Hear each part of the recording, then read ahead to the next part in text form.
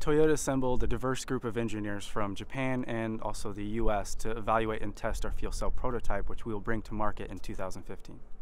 So we did extreme testing, cold testing in Yellowknife, Canada, where we got temperatures down to minus 30 degrees, so really cold.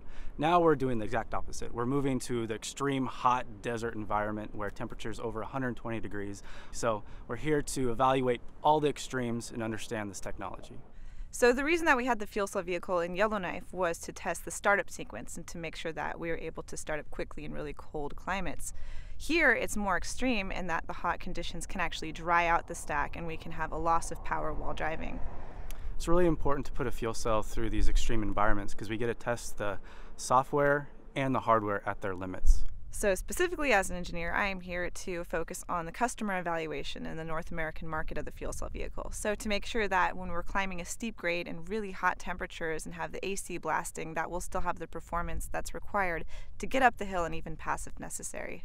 So we also tested in Death Valley, which, is one of the most extreme conditions on Earth. So we had temperatures up over 120 degrees Fahrenheit. So it's a challenge for any conventional vehicle. And so we evaluated a 1-hour soak just idling in a hot parking lot.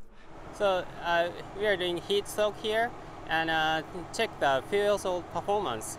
Does the system dry out? Does it stay in the correct operating temperatures and operating ranges for all the systems? And now the vehicle is stopped right here, and the wind doesn't come into the vehicle, so the temperature easily go up high. So we are testing the idle status now. Then we also went and tested in Las Vegas. Why test in Las Vegas? Of course, it's very hot, over 110 degrees. Then you also have lots of traffic jams, other things like that your customer normally faces. There's always some small condition that you didn't think about when you design it. And so it's important to go where customers go and to test where customers drive. And in Toyota, we call that Genshin Gen Boots, which means go and see. So we'll come to these locations that are remote and we'll just test and see how the system works.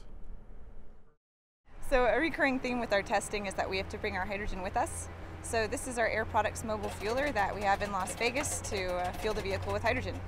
So a lot of people, the general public, really is not familiar with hydrogen at all, and they have some real concerns about it. They hear compressed gas, they think Hindenburg, but really hydrogen has some great aspects to it, like how much lighter it is than air. So it's 16 times lighter than air, which lets it dissipate into the atmosphere much faster. Also, we use materials that are leak-proof or hydrogen-proof. They make sure that hydrogen cannot permeate through them and leak. So there are certain ways that the systems can be designed so that they're as safe or safer than gasoline systems. So when we first started filling vehicles, more than 10 years ago, it's been over a decade that we're filling vehicles, you used to see people out here filling with safety glasses and with PPE, personal protective equipment. They had the lab jackets on. We'd actually go out and ground the vehicle. Since then, we've been able to prove that there's no need to have all that extra safety equipment. Local fire departments are definitely becoming more comfortable with hydrogen, not only for stationary stations, but for mobile stations like this one. We've actually used this one in Vegas before, and this time the fire marshal didn't even come out because he's so used to it. So essentially in the fuel cell stack, for the protons to exchange across the membrane, it has to be humidified, which means we have to keep the fuel cell stack below 100 degrees Celsius, which is the boiling point of water. Now, in a normal fuel cell system, you have a humidifier to take water that's within the exhaust and help feed it back into the input of the stack. And that helps keep a good humidity and water level within the fuel cell. But they're expensive.